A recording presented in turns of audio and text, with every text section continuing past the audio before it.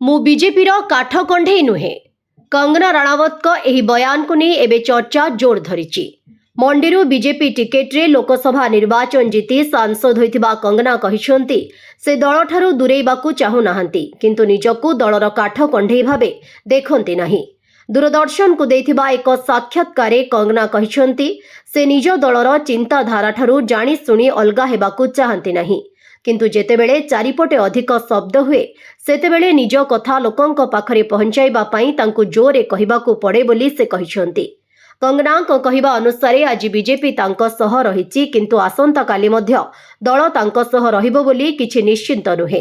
तेणु निज व्यक्तिगत परिचय को से राजनीति ठारू अलगा रखिछंती। 2 वर्ष हेला से सांसद अछंती, हेले जणे अभिनेत्री भाबे तांकर परिचय प्राय 20 वर्षर बोली से कहिसंती। आसंता निर्वाचन रे मंडीरू टिकेट मिलिबो कि नाही एहाकु नेई मध्य कंगना को प्रश्न करा जायथिला।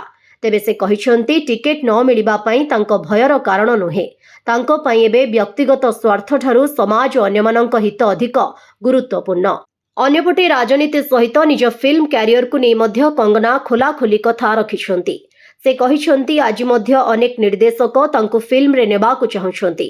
अनेक निर्देशक तांको इंडस्ट्री ठारू काहींकी दूरे रहिछंती बोली पचारुथुबा कथा मध्य से कहिछंती। कंगना निजको केवल सांसद भावे नुहे, जणे अभिनेत्री, लेखिका और फिल्म मेकर भावे मध्य देखंती।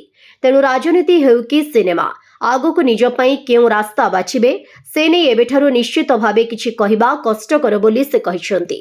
ब्यूरो रिपोर्ट, विकल्प समाचार। आम चैनल को लाइक, शेयर एवं सब्सक्राइब करंतु।